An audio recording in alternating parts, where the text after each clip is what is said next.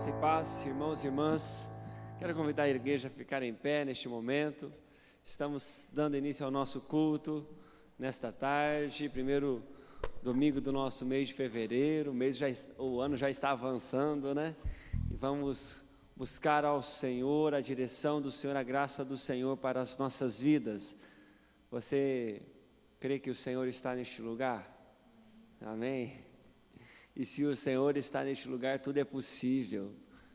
Amém? Em nome do Senhor Jesus. Nós vamos cantar um cântico de adoração, declarando a palavra do Senhor, um texto do Evangelho de João, capítulo 16. Adoremos ao Senhor nesta hora, com o nosso ministério de louvor.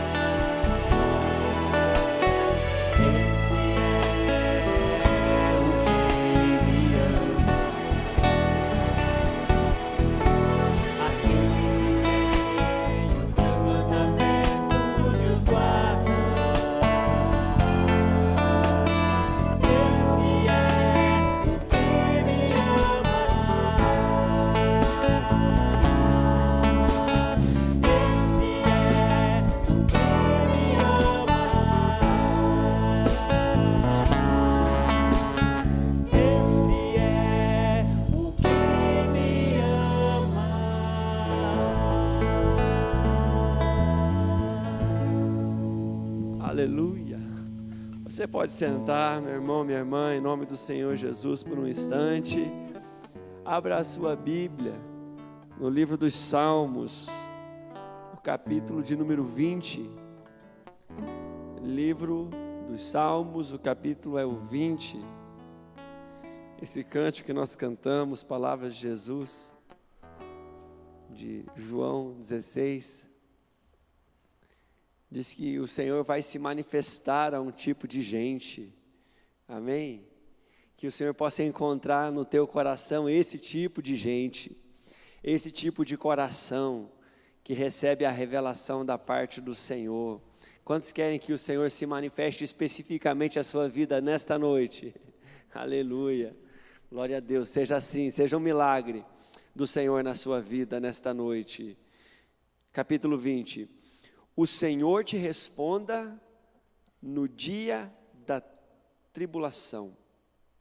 O nome do Deus de Jacó te eleve em segurança. Do seu santuário te envie socorro, e desde Sião te sustenha. Lembre-se de todas as tuas ofertas de manjares e aceite os teus holocaustos. Conceda-te segundo o teu coração e realize todos os teus desígnios. Celebraremos com júbilo a tua vitória e em nome do nosso Deus hastearemos pendões. Satisfaça o Senhor a todos os teus votos. Agora, sei que o Senhor salva o seu ungido. Ele lhe responderá do seu santo céu com a vitoriosa força de sua destra. Uns confiam em carros, outros em cavalos. Nós, porém, nos gloriaremos em o nome do Senhor nosso Deus. Eles se encurvam e caem, nós, porém, nos levantamos e nos mantemos de pé. Ó Senhor, dá vitória ao Rei, responde-nos quando clamarmos. Amém. Glória a Deus. Este salmo foi escrito num outro tempo, para um outro povo, especificamente intercedendo em favor de uma pessoa, de um líder em Israel, do rei de Israel. E nós nos apropriamos desta palavra para falarmos com a mesma intenção, com o mesmo coração para a pessoa que está do nosso lado. Que o Senhor te sustente. Amém, querido? Que o Senhor te sustente. Que o Senhor te dê um crescimento em segurança. Que o Senhor te responda no dia da tua luta, da tua tribulação. Que o Senhor fale contigo.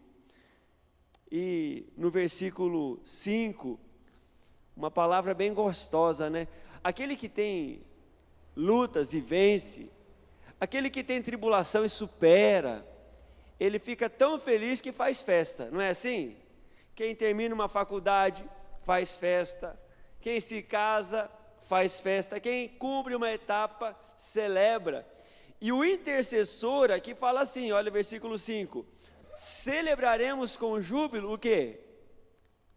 A tua vitória. Eu intercedi, você foi vencedor, nós vamos festejar isso. Sabe por quê, queridos? Porque há um tipo de vitória preparado pelo Senhor para a sua vida. E a vitória está na vida daqueles que afirmam, que confiam no Senhor acima de todas as coisas. O mundo não é assim? Versículo 7 diz que uns confiam em carros, outros em cavalos. Logicamente não é uma linguagem para nós, né? Como que traduziríamos isso para a gente entender no nosso tempo? Uns confiam em tanques de guerra, se continuarmos com a linguagem bélica aqui, né? Outros confiam nos seus soldados treinados, mas nós não. Nós confiamos no Senhor. E esta é a declaração que atrai a vitória do Senhor sobre a tua vida. Querido, não adianta alguém estar intercedendo por você e orando por você, se você não decidir confiar no Senhor inteiramente. Quantos aqui querem fazer festas? Muitas? Amém? Vitórias do Senhor sobre a sua vida? Tem gente orando por você. Isso eu aprendi já faz muito tempo. Hein? Deus já levantou intercessores para interceder pela sua vida, mesmo que você não faça ideia de que exista alguém intercedendo. E se você decide confiar no Senhor, nós celebraremos não poucas vitórias, mas muitas vitórias que o Senhor de antemão já preparou para a sua vida. Vamos cultuar o Deus em quem confiamos? Amém? Fique em pé mais uma vez, nós vamos orar e vamos declarar a bênção do Senhor para esse tempo de culto. Tem muita gente que quando tropeça, cai, nem tem quem levante, mas nós permanecemos em pé. Por quê? Porque somos mais bonitinhos? Porque somos curitibanos? Hã? Porque somos espertos? O que mantém uma pessoa em pé, querido? A sua confiança no Senhor. Nós nos mantemos em pé porque confiamos no Senhor, mais do que qualquer outra estratégia que possa existir e que possa gerar confiança no ser humano. Fecha os teus olhos. Espírito Santo, a tua palavra é o norte para o nosso culto. A tua palavra é o norte do sermão, é o que direciona o teu povo. E agora nós queremos declarar nossa inteira confiança em Ti, nossa dependência da ação do Teu Espírito. E Senhor, separamos canções, textos bíblicos, ó Deus, ofertaremos na obra missionária, também celebraremos a ceia. Esse culto é do Senhor, é para o Senhor, por isso nos envolva, Pai querido, num tempo, Pai, de ministração do Teu Espírito. Espírito Santo, nós pedimos que o Senhor torne denso o ar deste lugar, Senhor, com o peso da Tua unção. Pai querido, nós clamamos pelas Tuas misericórdias, que a reunião seja sobrenatural, Deus, sobrenatural, que aquilo que temos preparado, Senhor, seja ferramenta nas Tuas mãos, nas mãos do Teu Espírito. Querido Deus, eu sei que há pessoas que estão aqui precisando de resposta. Seja sobrenatural o mover da Tua ação, faz milagres, traz as curas que o Senhor já preparou para o Teu povo, porque nós declaramos que estamos cultuando o Deus em quem nós confiamos em Ti. Tu és o Deus da nossa salvação. Querido Deus, vai preparando, Senhor, festas no meio do Teu povo, pelas conquistas, pelos milagres, pela superação da dor, da enfermidade, do luto, das lutas, em nome do Senhor Jesus. Declaramos que o nosso coração está firme e está voltado, está focado para Te cultuar. Receba toda a honra, toda a glória, em nome de Jesus. Amém. Amém. O ministério nos conduz a partir deste momento. Graça e a paz, amados irmãos. Como é bom estarmos reunidos, em nome do Senhor Jesus, mas também em torno da pessoa dele, Por isso estamos aqui. Essa é a finalidade, porque Deus está presente aqui. Que bom poder olhar para cada um e sentir o amor de Deus na vida de cada um, o amor de Deus que tem sido derramado, na vida de cada um de nós, e podemos compartilhar juntos nessa noite. Esse cântico que nós vamos abrir o louvor, fala que algo novo Deus está para fazer quando o povo dele está reunido. Temos que reconhecer que Deus está sempre fazendo coisas novas. Basta que estejamos em sintonia com Ele. E precisamos muitas vezes desfazer dos nossos hábitos, dos nossos costumes, precisamos nos desfazer dos nossos planos, nossos projetos, para podermos focar mais naquilo que Deus realmente quer fazer na nossa vida. Então, enquanto cantamos, enquanto ministramos adoração ao Senhor através dos cânticos, que Ele possa estar realizando coisas novas na tua vida, que você saiba receber isso, que o Espírito Santo de Deus abra os seus olhos, teu coração, para ver, para receber esse algo novo que Ele tem para fazer na nossa vida, amém? Que Deus seja louvado nessa noite, exalte o nome dEle, cante para Ele e glorifique a Ele, porque só Ele é digno de todo o louvor, de toda adoração, amém?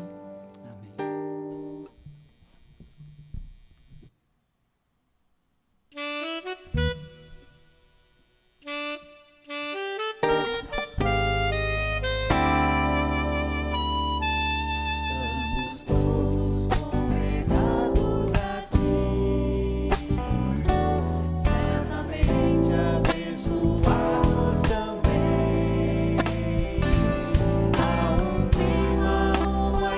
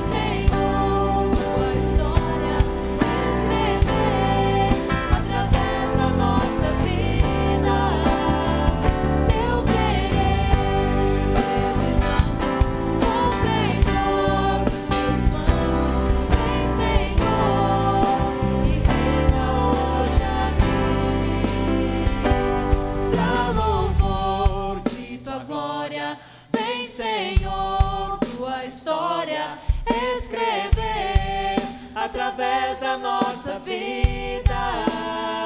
Teu querer desejamos, cumpra em nós teus planos, vem Senhor, e reina hoje aqui. Pra louvor de tua glória, vem Senhor, tua história escrever através da nossa vida. Teu querer desejamos, cumpra em nós teus planos, vem Senhor, e reina hoje aqui. Vem Senhor, vem Senhor, vem Senhor, e reina hoje aqui. Vem Senhor, vem Senhor, vem Senhor, e reina hoje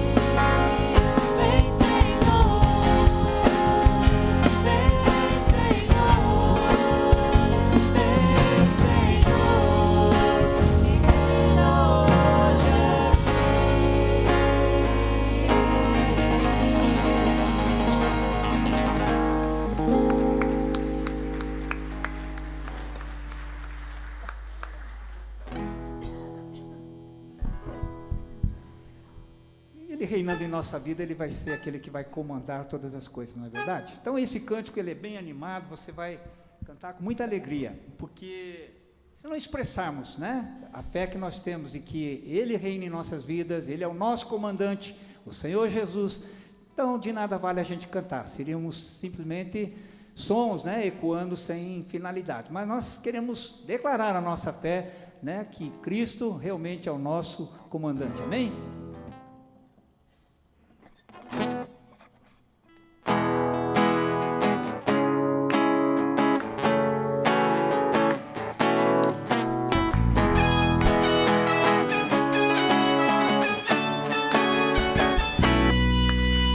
Nosso comandante Jesus Cristo, maravilhoso, Filho de Deus, todo-poderoso, invencível, reina sobre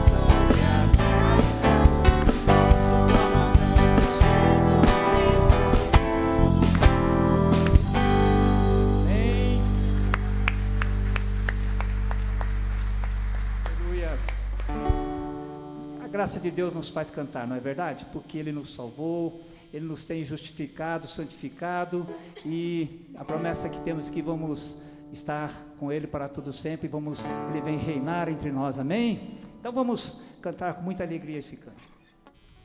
Aleluia.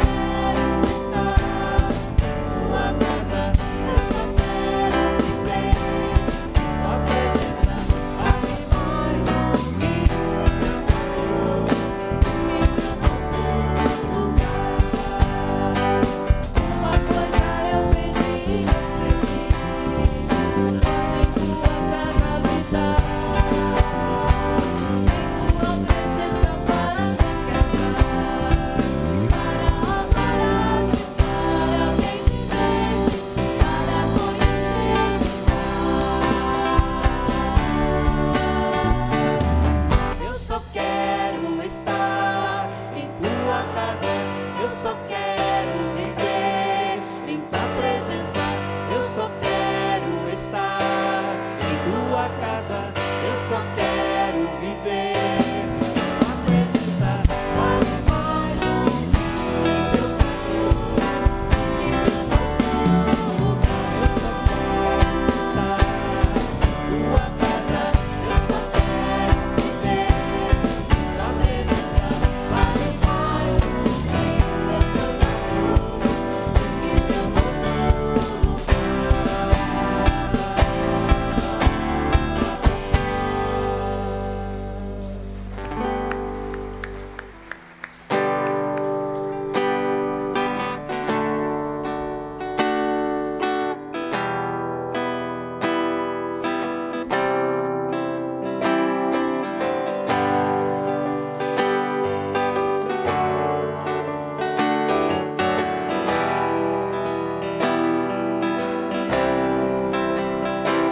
Eis-me aqui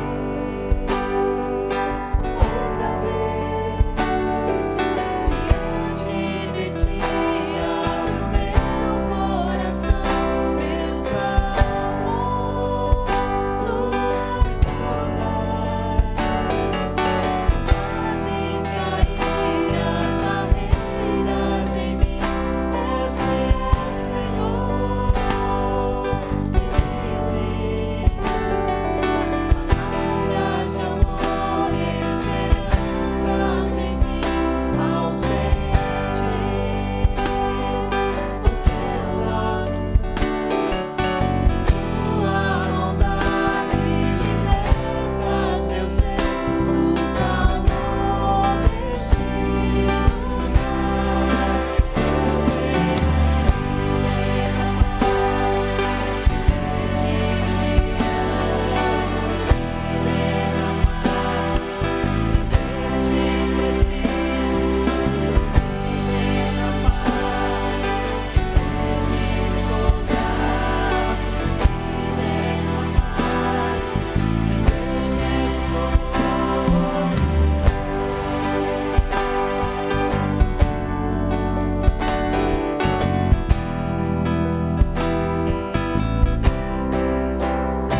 Eis-me aqui outra vez, diante de ti abro meu coração, meu clamor, tuas bondades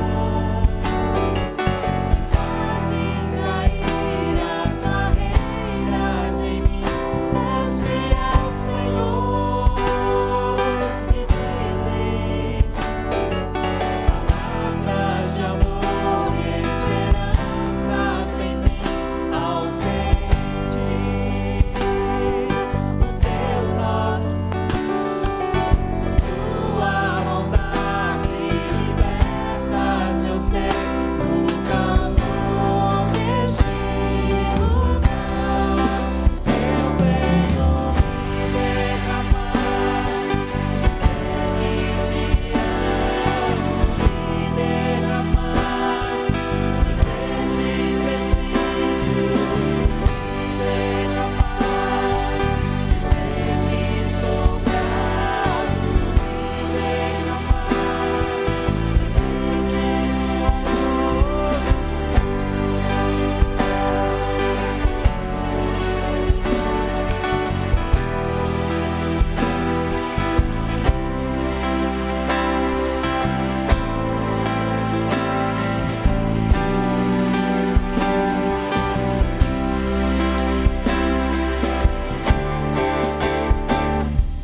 me derramar, dizer que te amo, me derramar, dizer que preciso, me derramar, dizer que sou grato, me derramar, dizer que sou amoroso. Me derramar, dizer que te amo, me derramar, dizer te preciso, me derramar, dizer que sou grato, me derramar, dizer que és formoso, me derramar. Dizer que te amo, me derramar, dizer te preciso, me derramar, dizer que sou grato,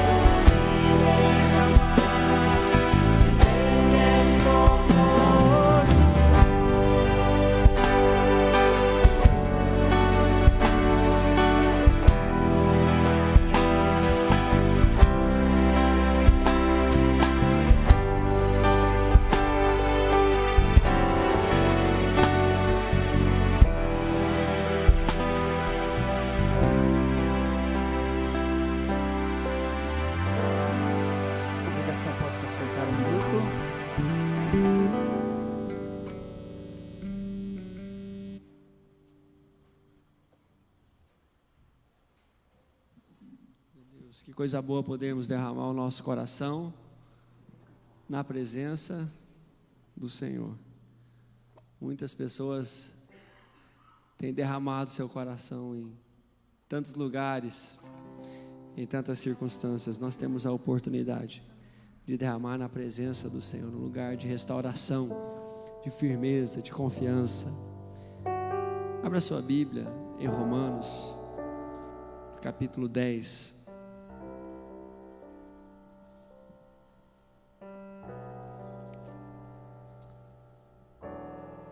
Romanos, capítulo 10, versículo 13. A palavra de Deus diz assim: porque todo aquele que invocar o nome do Senhor será salvo. Porque todo aquele que invocar o nome do Senhor será salvo. Como, porém, invocarão aquele em quem não creram? E como crerão naquele de quem nada ouviram? E como ouvirão se não há quem pregue? E como pregarão se não forem enviados? Como está escrito: quão formosos são os pés dos que anunciam coisas boas. Amém. Irmãos e irmãs, esta palavra traz a definição da nossa fé, da fé cristã, da razão da existência da igreja, da razão dos nossos cultos, da razão da minha, abre aspas, da minha profissão, entre aspas, né? Minha profissão, pastor. Tudo porque nós cremos que aquele que invoca o nome do Senhor Jesus é salvo. Todo aquele que invoca o nome do Senhor Jesus é salvo. Só isso. É a palavra. Jesus é suficiente. Esta é a palavra. Nós não cremos ser necessário Jesus e um rito para a salvação. Jesus e um costume. Jesus e algo mais. Jesus é suficiente. Todo aquele que invoca o nome do Senhor Jesus será salvo. Amém? É isso. Espero que você esteja no decorrer dos domingos e das semanas percebendo isso nos sermões deste lugar, porque esta é a centralidade da palavra de Deus, Cristo Jesus, e este ressuscitado. Tem gente que dificulta o caminho para o céu, né? Dá tanto caminho, né? Você vira à esquerda, vira à direita e depois sobe um degrau, desce uma escadaria. Jesus é o caminho, a verdade e a vida. E neste mundo, foi assim no passado, é na nossa geração e vai ser até a volta do Senhor. Todo aquele que invocar o nome do Senhor Jesus vai ser salvo.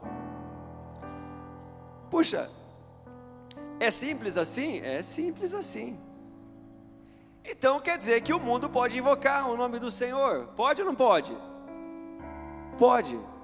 Espera aí. O apóstolo Paulo começa uma argumentação, uma retórica, dizendo assim: mas só vai invocar aquele que acreditar, não é assim? Então precisa crer. Tudo bem, então o negócio é invocar. Aquele que invocar, Deus não vai rejeitar. Então é preciso que as pessoas creiam e invoquem. Que não seja na fé do outro, que não seja pela emoção, seja por sua própria fé, por sua decisão. Eu creio e eu invoco, vai ser salvo. Concordamos com isso? Mas como é que o povo vai crer? Se nunca ouviram falar nada de Jesus. E olha, acredite, tem gente na nossa geração que não sabe quem é Jesus, que nunca ouviu a palavra Jesus. Natal não faz sentido para esse povo. Tem muita gente. Nunca ouviram. Então há necessidade que alguém pregue, ok? Mas ainda continua sendo simples, é só invocar. Só que para invocar tem que crer, para crer tem que ouvir, para ouvir alguém vai ter que falar. E como as pessoas falarão de Jesus se não forem enviados? É a argumentação, é a retórica de Paulo, muito habilidoso, né, na retórica, nos convencendo da simplicidade do Evangelho. O Evangelho continua sendo simples, é só invocar, mas para invocar precisa crer, para crer tem que ouvir, óbvio, é lógico, para ouvir alguém vai ter que falar, para falar ele tem que ser enviado, e como enviarão se não houver dinheiro? Opa! Não está aqui na Bíblia, e Paulo não precisa de ajuda, tá? Eu não estou tentando dar uma forcinha ao apóstolo Paulo, mas eu gostaria muito que você entendesse que a razão pela qual nós ofertamos neste lugar é porque nós cremos neste Evangelho. A razão pela qual nós trazemos dinheiro, e não pouco, os nossos irmãos deste lugar ofertam e são generosos, irmãos e irmãs têm sido generosos na sua oferta, na sua contribuição, na fidelidade dos dízimos, é incrível. Sabe por quê? Porque nós acreditamos nisso, que aquele que invoca o nome do Senhor vai ser salvo, e nós cremos que isso deve alcançar as nações. Hoje pela manhã apresentamos à igreja e enviamos 5 obreiros, 4 deles nomeados pelo bispo, um deles designado aqui pela própria igreja local. Pastor José Carlos foi ali cuidar de Palmares e Zumbi, na cidade de Colombo. Pastora Marley foi cuidar de Almirante Tamandaré, onde nós temos 2 templos. Um é propriedade nossa, o outro é alugado. 2 lugares muito simples, muito pobres, um no Botiatuva e outro em São João Batista. Foi enviada para lá a pastora Marley. O pastor Derval foi apresentado à igreja e foi enviado para também para a cidade de Colombo, Olarias e Monte Castelo, 2 congregações bem vibrantes também. E a pastora Josiane foi acolhida e enviada para o nosso campo missionário ali no Uberaba. E o nosso irmão Coca, nosso irmão Anderson, que é leigo, que ainda não está formado, por isso não foi designado pelo bispo, foi enviado para o campo missionário em Campo Largo. Foi uma cerimônia muito simples, muito ungida, muito linda. O nosso bispo Richard pregou, o pastor Ismael já estava aqui conosco, ele já retornou de férias. E nós enviamos essas pessoas. Por que enviamos pessoas? Porque nós acreditamos nisso. Nós acreditamos que todo aquele que invocar o nome do Senhor será salvo.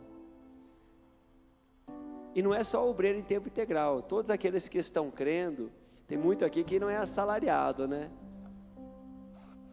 Mas é de tempo integral, tem a sua célula, tem o seu grupo, evangeliza onde quer que esteja. Por que, igreja? Porque nós cremos neste Evangelho.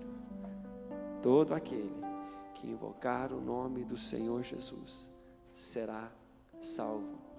Lembrando mais uma vez a igreja disso, eu convido a igreja ao momento do ofertório, onde você vai trazer tuas ofertas, onde você vai trazer os teus dízimos e vai fazer, porque Deus vai te dar 10 vezes mais. Olha, querido, Deus tem dado muito mais, e muito mais do que 10, mas eu gostaria que você esvaziasse essa motivação no teu coração. Vou trazer porque se eu ofertar Deus vai repreender o devorador? Sim, Deus repreende o devorador, é isso que está na palavra de Deus em Malaquias 3:10, mas não seja essa a motivação. Você não pode viver motivado pelo medo, seja motivado pela tua fé, a nossa fé simples e pura, de que todo aquele que invoca o nome do Senhor Jesus será salvo. Acreditamos nisso, trabalhamos para isso. Fiquemos em pé, vamos cantando e ofertando nesta hora.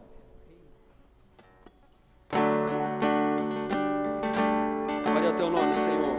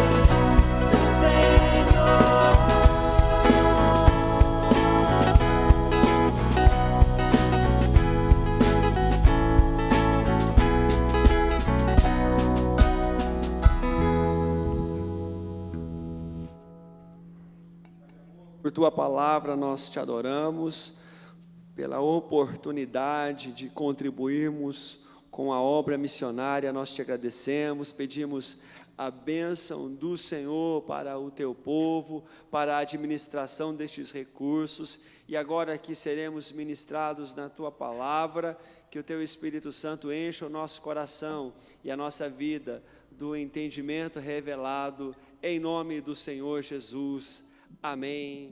Amém. Assentai-vos, irmãos e irmãs. Gostaria de perguntar se alguém está aqui no culto, na Igreja Metodista Central pela primeira vez. Por favor, fique em pé, nós gostaríamos muito de reconhecê-la no meio do povo. Não temos visitantes, temos uma visitante lá ao meio. Deus te abençoe muito, viu, querida? Em nome do Senhor Jesus. Quero pedir quem está pertinho da nossa irmã que nos visita aqui, estenda a sua mão, a saúde, na graça e na paz do Senhor. Receba o nosso abraço. Aleluia.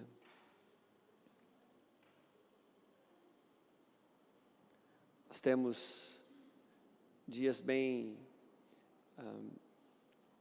atarefados agora no começo de fevereiro, e são vários encontros que estão na nossa agenda. Gostaria que você desse atenção e já separasse aí na sua agenda, se organizasse para aqueles que você sente necessidade e oportunidade de participar. Então eu vou começar pela ordem, né? Porque o próximo evento é o encontro tridistrital da mocidade, que acontece em Blumenau. Nossa mocidade sairá daqui às 9 da manhã do dia 9. Quem que pode fazer a inscrição? Levanta lá a Ana e a Carol. Levanta a Ana e Carol, da diretoria dos jovens. Se você quer ir para o nosso acampamento de carnaval, da mocidade, na verdade, é mais do que jovens, né? Jovens juvenis, falem com elas depois do culto. Obrigado, viu, gente? No final de semana a seguir, a partir de quinta-feira, na Igreja Metodista do Bacaxiri, isso acontece todo ano, terá o Congresso da Visão Celular Sul, e nós convidamos a igreja para participar desse evento, que é muito precioso na capacitação, na área do discipulado. O tema deste ano é Frutificando por Amor a Deus, de 14 a 17, quinta a domingo. No seguinte, olha só quanto, né? No seguinte, 24 a 26, aqui em nossa casa, nós teremos o bispo Adonias. Bispo Adonias é bispo presidente, 24, isso aí. De 22 a 24, aliás, corrija no boletim o dia do almoço, que está dia 25. Eu acho que nós vamos almoçar dia 25, mas no outro lugar, né? O almoço aqui na igreja será dia 24, de sexta a domingo, é o nosso congresso Coração em Chamas, o congresso que dá aquela abertura ao início de ano, a apresentação das nossas atividades, e neste ano o bispo Adonias estará conosco, ele que é presidente da igreja no Brasil, é presidente da 5ª região também. O bispo João Carlos também estará conosco, num dos momentos desses dias, por ocasião do aniversário da igreja, por ocasião também da homenagem que nós prestaremos a 4 pastores que se aposentaram no último ano. Nós faremos isso também neste final de semana. E de 15 a 17 de março, o nosso encontro com Deus. Marcelo e a Cristiane são os nossos coordenadores, tem todas as informações para que vocês possam fazer as inscrições para o encontro com Deus. Faz assim, Marcelo. A Cristiane não está aqui, olha lá, o Marcelo pode responder todas as perguntas. O encontro de homens e o de mulheres será no mesmo final de semana, em locais diferentes. O pastor Ismael já chegou de férias e hoje foi atender uma necessidade do distrito, está pregando na igreja metodista ali em Vila Cordes, pediu para deixar para os irmãos e irmãs aquele abraço pastoral, né? Sabe como é que é o abraço pastoral? Aquele bem forte, né? Muito bem, abra a sua Bíblia na primeira carta de João, capítulo 5, primeira carta de João, capítulo 5.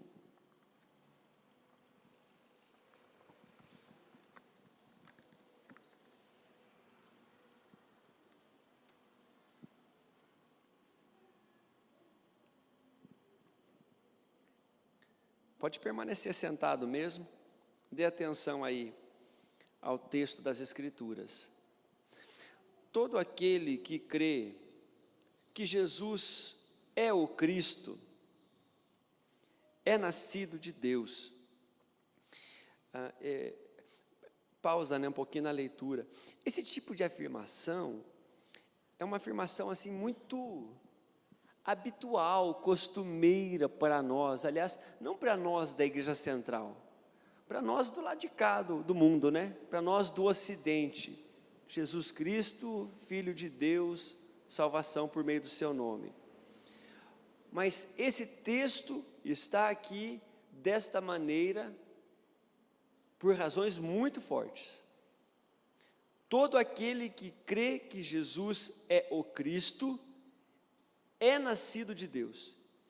E todo aquele que ama ao que o gerou, também ama ao que dele é nascido.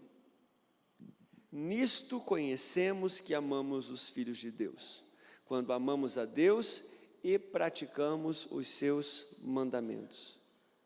Porque este é o amor de Deus, que guardemos os seus mandamentos. Ora, os seus mandamentos não são penosos, não são difíceis, porque todo o que é nascido de Deus vence o mundo, e esta é a vitória que vence o mundo, a nossa fé. Quem é o que vence o mundo, senão aquele que crê ser Jesus, o Filho de Deus? Amém. Até aqui. Irmãos e irmãs, esta afirmação de que Jesus é o Cristo é uma afirmação teológica de muito significado, porque quando Jesus veio ao mundo, quando ele começou o ministério, e especialmente depois que ele morreu e ressuscitou, e não estava mais fisicamente com as pessoas, haviam muitos diálogos a respeito do que era real, verdade, e daquilo que era duvidoso, invenção de pessoas. Então, haviam muitos diálogos, muitos escritos, muitos textos, muitos grupos no período da primeira era, do primeiro tempo da era cristã, melhor falar assim, né? Do primeiro tempo da era cristã. Muita discussão de saber, escuta, esse Jesus, esse que até ano passado estava aqui, ele é Deus mesmo? Ele nasceu ali em Jerusalém, desculpa, Jerusalém não existe, nem em Israel, Nazaré, ele nasceu em Nazaré, está lá no cartório de Nazaré, está lá o registro de nascimento dele, ele nasceu lá, Deus. E essa história de ser concebido por obra do Espírito Santo, da Maria ter engravidado sem ter tido relação sexual nenhuma, dele ter sido assassinado e depois reviveu. Então, esse tipo de discussão quase não é feita no nosso tempo, mas era muito comum nesta época. Agora, o pior disso tudo não é que as pessoas mais não discutem a respeito de ser Jesus, o Filho de Deus, verdadeiramente Deus, dele ser o unigênito mandado pelo Pai para pagar a nossa dívida de pecado, dele ter enviado o seu próprio Espírito, o Espírito Santo, para estar conosco, e assim nós declaramos no início deste culto, que ele está aqui. O pior disso tudo é que as pessoas não discutem, mas ao mesmo tempo ninguém acredita mais em nada, porque nós vivemos um tempo onde tudo é relativo, e as pessoas estão optando em crer naquilo que eles conseguem raciocinar e assimilar, naquilo que as pessoas conseguem explicar, e que esteja fazendo bem, fazendo benefício para eles, mesmo que isso seja por um tempo determinado. Então, o que acontecia nos primeiros anos da era cristã, era que as pessoas que tinham dúvida conversavam e perguntavam, e o Evangelho vai crescendo, mesmo em meio aos muitos questionamentos. Às vezes, queridos, você que está há um tempo na igreja, já se habituou principalmente aos nossos ritos, e já não faz mais perguntas, e às vezes nós mesmos paramos de fazermos perguntas que antes tínhamos, e paramos também de crescer, porque você não precisa, não deve temer fazer perguntas. Deus não se sente agredido com a sua dúvida, com o seu questionamento. Deus rejeita a incredulidade, mas não a dúvida, porque em meio ao muito questionamento, o Evangelho crescia. O bispo Richard, nesta manhã, falou sobre 2 grupos que trabalhavam fortemente nesse período. Ele citou os gnósticos, e ainda hoje tem, gnosticismo e gente andando atrás desta filosofia que é do tempo dos apóstolos, do tempo de Atos, do tempo das cartas paulinas. O gnosticismo era aquela pregação da filosofia de que Jesus era um grande sujeito, mas que ele não poderia ser Deus encarnado. Não cabe na cabeça do gnóstico. Também o bispo citou o ascetismo que por vezes ronda a nossa espiritualidade, a nossa prática de fé.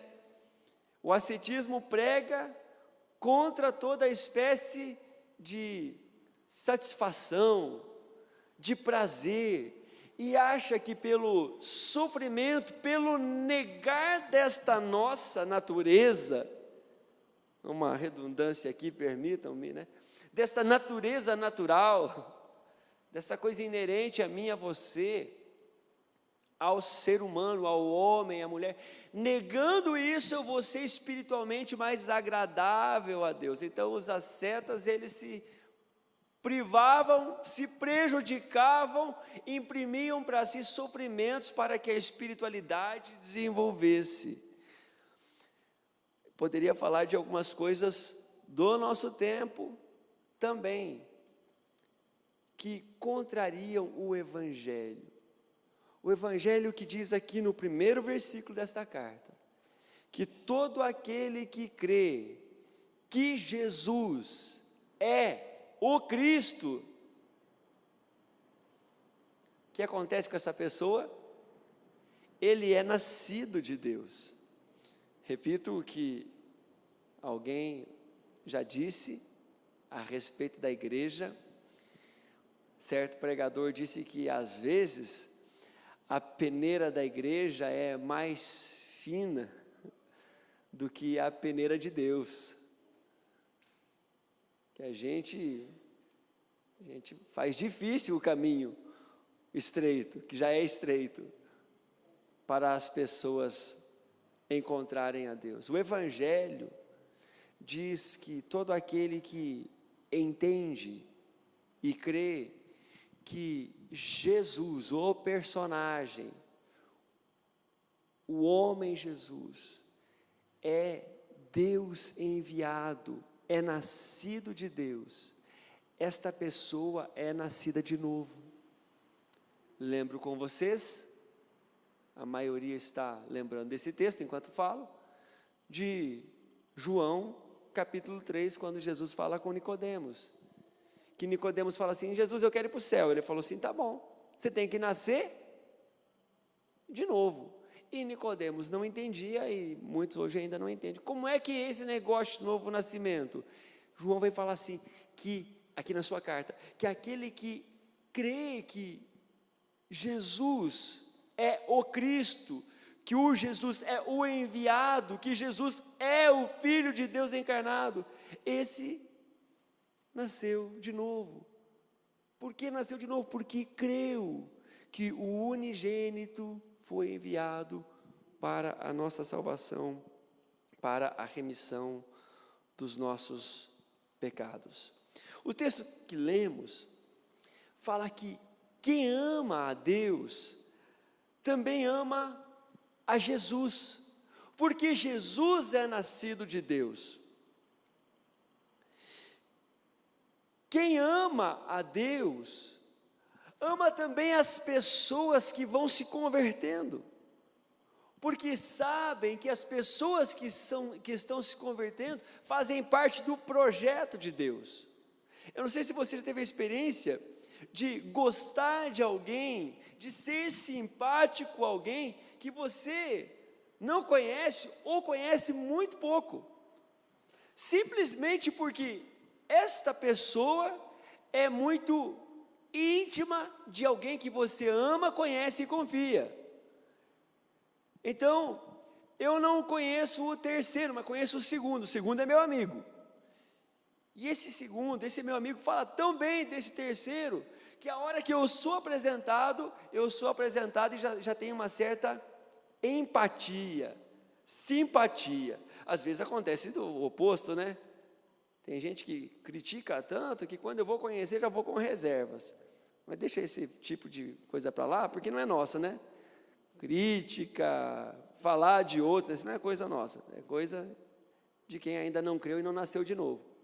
Mas eu já tive amigo que me tornei simpático, já tinha empatia por quem eu nem conhecia, porque o meu amigo falava muito dessa pessoa, falava assim: ele é gente boa, eu gosto muito dele, fiz isso com ele, tal. Se amamos a Deus, amamos pessoas que não conhecemos, porque essas pessoas que ainda não conhecemos e talvez nem venhamos a conhecer, já são cristãs, não são nem metodistas, não falam português, não vivem numa cultura perto da nossa, mas porque eu sei que essa pessoa é cristã, eu já o chamo de irmão. É isso que diz o versículo 1, finalzinho, também o versículo 2.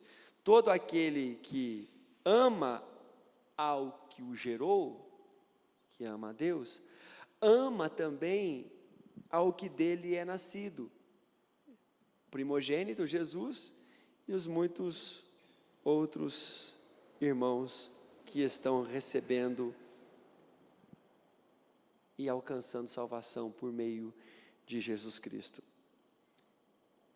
Além um pouco, quem ama a Deus também começa a amar e a envolver-se com coisas que Deus está fazendo. Olha as crises do pastor, viu? Você que diz que ama a Deus e que Deus é tudo e levanta as mãos, mas não se envolve com nada do que Deus está fazendo nesse tempo, na nossa geração, a sua fala é questionável. Ama mesmo? Porque se amamos a Deus, nos envolvemos com aquilo que Deus ama. E qual é o projeto que Deus mais ama dentre todas as coisas que o seu povo, os seus filhos possam fazer? É o projeto missionário, é o projeto de alcançar os perdidos. Isso é paixão do coração de Deus. Então, se eu amo a Deus, eu imediatamente me sinto constrangido e desafiado a amar o que Deus ama, a amar missões, a orar por missões, a fazer missões, a contribuir com missões, porque quando eu uso a palavra missões, eu estou lembrando de que gente está sendo enviado para anunciar o Evangelho do Jesus, que é o Cristo, que é o Filho de Deus. Como reconhecer um nascido de novo? Cuidado. Nós gostamos muito de fazer essa pergunta para olhar para frente, né? E eu quero sugerir esta pergunta, mas para você olhar no espelho. Como eu reconheço um nascido de novo? Estou na frente do meu espelho. Como eu reconheço se esse sujeito que eu estou enxergando é um nascido de novo? O texto bíblico diz assim: nisto nós conhecemos que amamos os filhos de Deus, quando amamos a Deus e praticamos os seus mandamentos. Abra sua Bíblia, por favor, no Evangelho de João, capítulo 14. Eu tinha falado no início do culto João 16, né? Mas é João 14. Capítulo 14, versículo 18.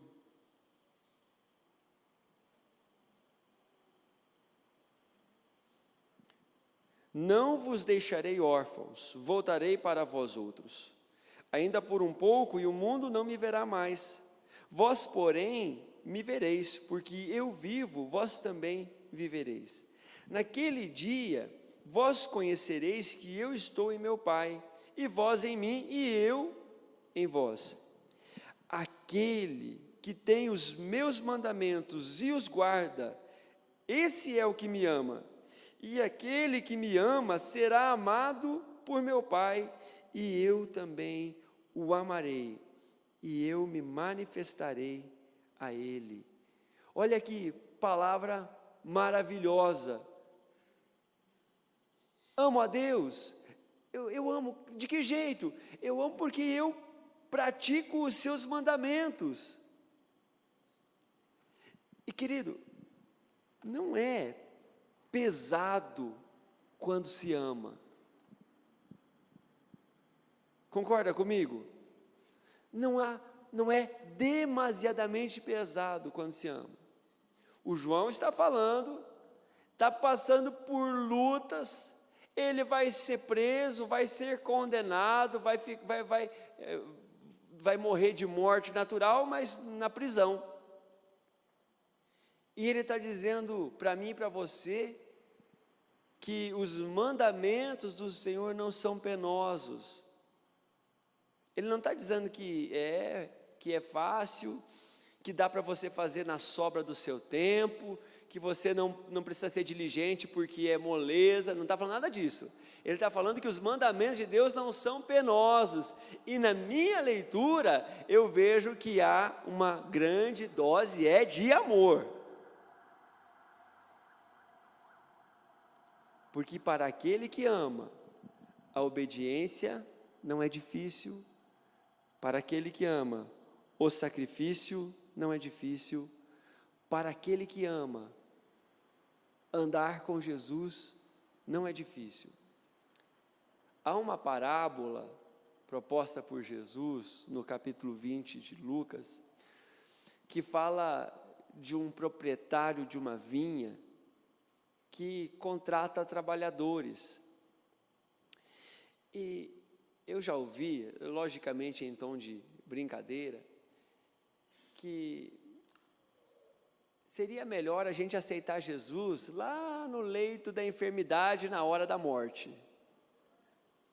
Porque daí aceitei Jesus, morri e estou salvo. Fui para o céu, não tem mais tribulação, não tem mais angústia, não precisa mais escolher, né? Logicamente, quem diz isso nunca diz assim, é bom morrer, aceitar Jesus e morrer já, né? Só pensa lá, bem velhinho, com 130 e poucos, né? Ninguém tem pressa de morrer. Mas, às vezes, tem esse conceito de que o bom mesmo é viver a vida de forma despreocupada, conduzido pelas minhas intuições, aceitar Jesus e acabou, não é assim? Jesus propõe uma parábola dizendo assim, que o dono da vinha contratou funcionários, e ele contratou alguns funcionários de madrugada, o sol estava nascendo, o povo estava indo para a roça, e ele falou assim, o preço de mercado é uma moeda de prata pelo dia de serviço, pagarei uma moeda de prata pelo dia de serviço de vocês. Quem quer trabalhar? Levantou a mão, o povo foi. O povo ficou trabalhando, ele voltou para a praça, 9 horas da manhã, e tinha um povo lá meio que desocupado, né? E ele fez o desafio, alguém quer trabalhar? Alguém quer trabalhar na minha vinha? Eu quero, mas um grupo foi. Meio-dia ele volta e pergunta a mesma coisa. Ele já não está mais falando na moeda de prata, tá? Só da primeira vez. Meio-dia, e tem gente que topou trabalhar, vamos lá. E foi. 3 horas da tarde ele fez o mesmo. Levou mais gente para trabalhar, dizendo que pagaria o que fosse justo. E perto das 5, quando você já está desligando o computador, né? Quando você já está arrumando papel, jogando a caneta na gaveta, já pensando na janta, ele passou na praça e tinha mais gente, ele falou assim, alguém aqui quer trabalhar na vinha? Eu topo, ainda, vamos lá. 6 horas da tarde ele vai fazer o acerto de contas, e ele começou pelos funcionários que chegaram às 5, e ele deu uma moeda de prata para cada um deles. E eles ficaram muito felizes e foram para casa. Aquele que levantou de madrugada, deu um sorrisão, né? Puxa vida, hein? Se aquele que trabalhou 1 hora, ganhou uma moeda de prata, nós trabalhamos 8, na minha conta, dá 8 moedas de prata. E o proprietário pagou uma moeda para quem chegou às 3, pagou também uma moeda para quem chegou ao meio-dia, pagou uma moeda para quem chegou às 9, e também pagou uma moeda para quem pegou no início do expediente. Eu sei que o seu coração sindicalista já está meio batendo mais forte, né? Você já quer fazer uma greve aí, né? Porque é nosso. Não somente eles chamaram de injusto, como nós temos a sensação de injustiça. Sim ou não? Sim. Aquele dono conversa com os seus funcionários da madrugada dizendo, escuta, o combinado não foi esse? Foi. Eu paguei o combinado, pagou. Então tá bom, deixa eu ser bom para os outros. Deixa eu abençoar os outros. Um pouco depende de como você lê o texto, fica mais rude ou mais suave, né? Mais rude é dizendo assim, escuta, o dinheiro é meu, faz dele o que eu quero. Está na Bíblia, né? Mas dá para ler de forma mais suave. Olha, deixa eu abençoar o povo. Tudo bem? É uma parábola no contexto da volta de Cristo, no contexto daquelas outras parábolas, né, que aterrorizam algumas pessoas, da volta de Jesus. E Jesus fala assim, escuta, o reino de Deus é assim. Tem gente que teve a experiência de crer e entender o Cristo logo na sua juventude. Teve gente que foi aceitando no caminho. E graças a Deus por cada um que aceita a Jesus no leito de enfermidade na hora terminal. Porque importa que sejam salvos. Mas o amor de Deus, ele é incrível. por aquele que começa cedo e por aquilo que é salvo na hora final. E no mínimo, é uma irracionalidade achar que o beneficiado foi aquele que chegou às 5 no trabalho. Essa é uma mentalidade carnal nossa, a mentalidade preguiçosa. Ficou à toa o dia inteiro, ganhou o mesmo dinheiro. É uma mentalidade caída. Porque mesmo para o não convertido, ficar à toa o dia inteiro é ficar preocupado o dia inteiro. Porque aquele que fica à toa o dia inteiro, ele não tem como passar na padaria antes de voltar para casa. E se ele tem criança, ele deve ter ficado um dia angustiado. E se ele tem uma conta para pagar, ele deve ter ficado desesperado. Alguns não estão preocupados. E no mundo é assim. Tem gente que não está nem preocupado, mas neste momento há um sem número de pessoas que estão desesperados. E o Senhor Jesus continua os convidando a trabalharem na vinha. Bem-aventurados aqueles que o mais rápido possível se encontram com essa verdade e aceitam Jesus como seu Salvador. Quem nasce de Deus, o coração da nossa leitura nesta noite, quem nasce de Deus, torna-se filho e vence o mundo por meio da sua fé. Quem nasce de Deus, torna-se filho e vence o mundo. Versículo 4, porque todo o que é nascido de Deus, vence o mundo. Vamos repetir juntos esse versículo, até essa parte? Porque todo o que é nascido de Deus, vence o mundo. Aleluia. Todo o que é nascido de Deus, vence o mundo. E o instrumento para a vitória é a nossa fé. Quem é o nascido de Deus? Aquele que entendeu que Jesus é o Cristo. Quem é o nascido de Deus?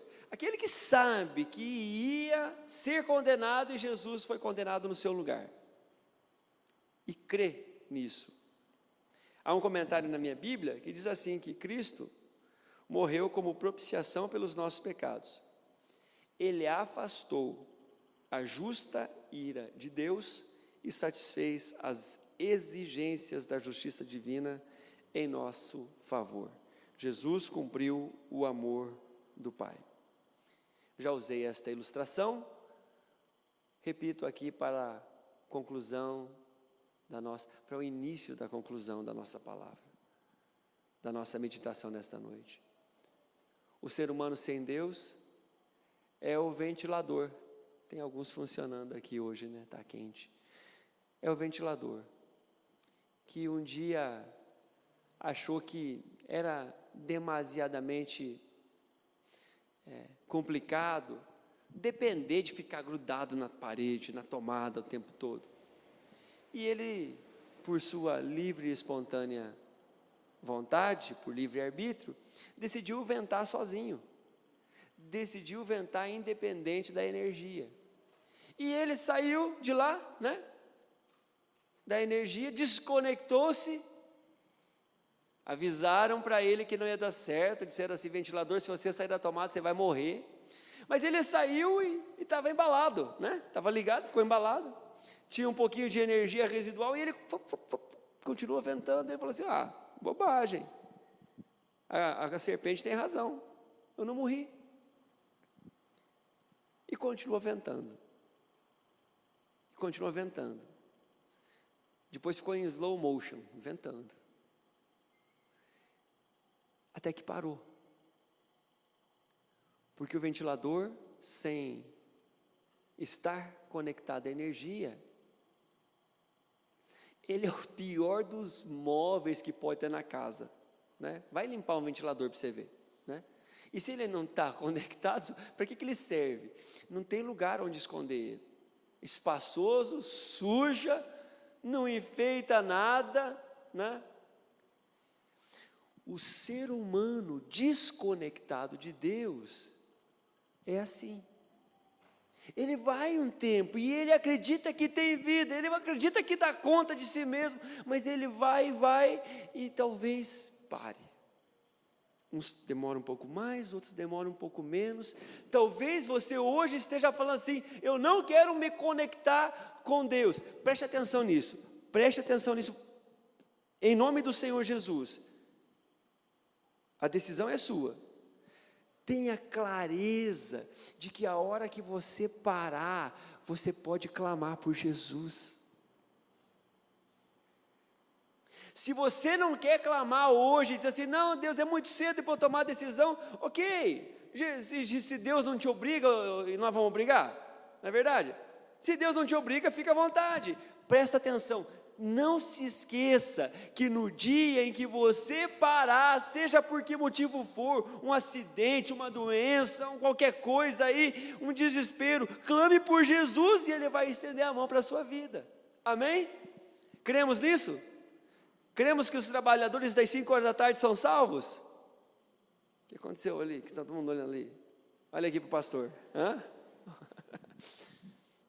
amém? Cremos nisso? Não se esqueça disso, você que está adiando a sua decisão por Cristo.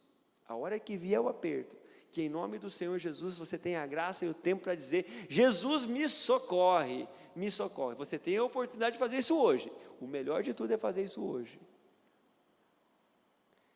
Quando eu uso essa ilustração de conectar-se em Deus, eu completo a ministração dizendo que conectar-se em Deus é acreditar que Jesus é o Cristo, que morreu no nosso lugar e que nos deu salvação.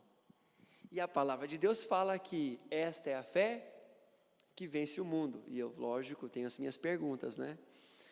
As 2 perguntas. Primeira delas: qual é o mundo que nós precisamos vencer? O que precisamos vencer nesse mundo? Será que o mundo é meu inimigo? Levanto a guarda e vamos contra o mundo? Do que João está falando? O que significa vencer o mundo? Boa pergunta, viu? Eu não vou responder tudo. Você vai ter que continuar respondendo, principalmente a partir da sua própria realidade. Eu li outro dia em Gênesis, que depois do dilúvio, Deus falou assim: eu nunca mais vou fazer isso. Eu nunca mais vou fazer isso. Eu nunca mais vou matar. Eu vou restaurar. Colocou um arco no céu, um símbolo, uma aliança de que Deus é um Deus de restauração. Então, vencer o mundo, para mim fica claro que não é explodir esse mundo. Não é explodir aquele que não vem numa igreja evangélica e que não participa dos ritos que eu participo. Vencer o mundo é vencer as tentações. Jesus não esteve no mundo? Propuseram para ele ser grande, ele falou assim: não, quero agradar a Deus. Propuseram para ele ser satisfeito em todas as suas necessidades, ele falou assim: eu prefiro agradar a Deus. Propuseram para ele ser o sujeito mais rico do mundo, ele falou assim: obrigado, eu prefiro agradar a Deus. Vencer o mundo é vencer as tentações. Vencer o mundo é vencer os desafios. Quem aqui acha que vai ter desafio para vencer em 2013? Né? A Bíblia diz que aquele que é nascido de Deus vence o mundo, vence os seus desafios. Vencer o mundo é vencer as dificuldades. Vencer o mundo é restaurar esse mundo, é construir um mundo melhor. Sabe aquelas coisas difíceis que você enfrenta na sua vida? A palavra de Deus fala que você que está em Cristo, você já recebeu autoridade para vencer estas dificuldades. Diga amém, por favor. Amém. Obrigado, Jesus. Deus já te deu autoridade para vencer essas dificuldades. A outra pergunta, a segunda pergunta, a última pergunta. Se eu identifico vencer o mundo, eu pergunto para mim mesmo, como agir em fé? Pastor Ednei, como que o senhor age em fé? Irmão, como que você vai agir em fé? Senhora, minha irmã, como que você vai agir em fé esta semana? Porque a vitória é estar em Cristo, e a ferramenta para eu ser vitorioso é a fé. Adorando a Deus, é agir em fé. Toda vez que você adora a Deus, você coloca a Deus no seu devido lugar e você se coloca no seu devido lugar. Tenho minhas dificuldades com quem, por favor, eu falo isso com todo respeito, tá? Mas a dificuldade com aquele que chega depois do louvor e fala assim, não, o louvor, as músicas são bacanas, mas eu prefiro, eu gosto mais da palavra. Pode ser que você tenha a sua preferência, mas adorar a Deus é uma coisa não negociável. É muito importante para a sua fé. Deus não precisa ser, eu preciso ser adorado aqui para ser Deus. Não, Ele é Deus com sua adoração, sim. Mas você precisa adorar para você agir em fé. Nós agimos em fé cooperando com o que Deus está fazendo. Na sua vida, na sua casa. Deus sinalizou que quer abençoar o teu lar, coopere com Ele. Faça a tua parte. Abra o teu coração. O apóstolo Paulo diz assim, porque de Deus somos cooperadores, amém, igreja? Cooperadores daquilo que Deus está fazendo. Também agimos em fé, escolhendo sempre agradar a Deus do que agradar a nós mesmos. Responde essa pergunta aí, viu? Seu coração. Qual foi a última vez que você teve que dizer não para uma vontade sua, porque você identificou que a sua vontade não era compatível com uma vontade de Deus? Qual foi a última vez que você disse não para você? Bem, o jejum ajuda bastante nisso, né? Porque a gente está jejuando, fala assim, minha vontade é comer. E daí fala assim, mas eu tenho um propósito, então eu fico sem comer. Qual foi a última vez que você deixou de pecar porque você identificou que aquela atitude desagradava o teu Deus? Querido, esta palavra é uma palavra, apesar de hoje, num tom aqui, né? Estou percebendo que eu estou num tom de muita conversa, mas essa é uma palavra de muito, muito, muito peso para uma vida vitoriosa. E eu quero desafiar você a orar agora, a partir desta palavra, especialmente lendo o versículo 4, quando a palavra declara que todo o que é nascido de Deus vence o mundo, e a vitória que vence o mundo é a nossa fé, é esta fé que Deus nos deu por sua graça. Não complique, e não deixe que a gente complique a sua vida, simplifique, ande com Jesus, o Filho de Deus, que te amou até o fim. Você vai ter um ano vitorioso, sem precedentes, em nome do Senhor Jesus. Curva a tua cabeça, fecha os teus olhos, nós vamos orar ao Senhor. Grande Deus, poderoso, Tu és Senhor da igreja, és Senhor da minha vida, Senhor. És Senhor daqueles que hoje estão dizendo, eu quero, Senhor, eu quero vitórias, mas eu não quero vitórias na força do meu braço, eu quero a vitória do Senhor, da parte do Senhor, no meu casamento, no meu sentimento. Espírito Santo, vai tornando esta palavra aplicável, Senhor, no coração de cada filho, de cada filha. Por Tua misericórdia, vai traduzindo, Senhor, para aquele que está com luta no casamento. Vai traduzindo, Senhor, esta palavra no coração do jovem, do adolescente, que está com crises. Por que eu existo? Por que eu sinto o que eu estou sentindo? Vai traduzindo, Espírito Santo, como o Senhor faz do teu povo um povo vencedor. Se alguém, meu Deus querido, está neste lugar e ficou endividado, não conseguiu dar conta das suas contas, o nome está sujo, traduz para esta pessoa, Pai querido, como andar com Jesus muda a vida, muda a vida. Vem, meu Deus, vem neste lugar. A tua palavra é instrumento de transformação e nós recebemos a tua palavra. Juntos reconhecemos que Jesus é o Cristo. Refutamos, Pai querido, ensinos do nosso tempo, que são centrados no prazer, centrados no conceito de que merecemos ser felizes, centrados no conceito de que tudo que é bonzinho leva a Deus.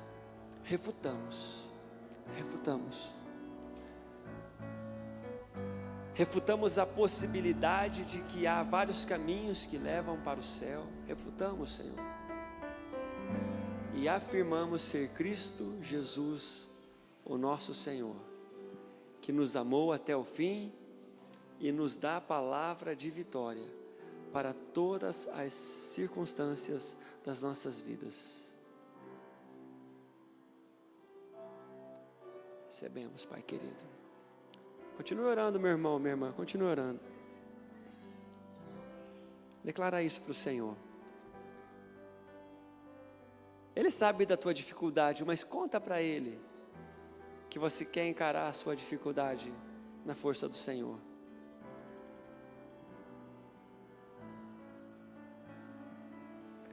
Gera fé no coração do teu povo, Deus de amor, e dá-nos experiências de milagre a partir da tua palavra, em nome de Jesus, amém, aleluia. Quero chamar aqui na frente nosso irmão André, sua esposa Andressa, também nosso irmão Flávio com sua esposa Ena, também o Ministério de Louvor para vir à frente. Nós vamos celebrar a ceia do Senhor neste momento.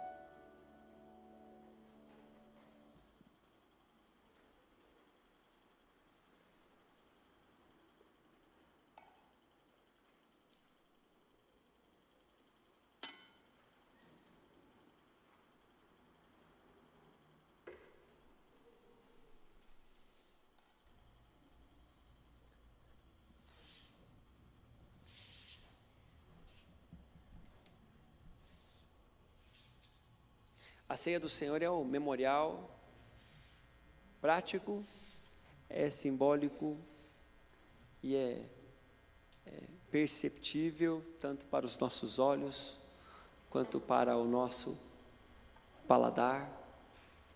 Lembramos, sentimos, estamos em comunhão para declarar que o suco de uva, o fruto da videira, simboliza o sangue que foi derramado, e o pãozinho simboliza o corpo que sofreu na cruz do Calvário. Símbolos para a continuidade da fé cristã. Enquanto celebramos,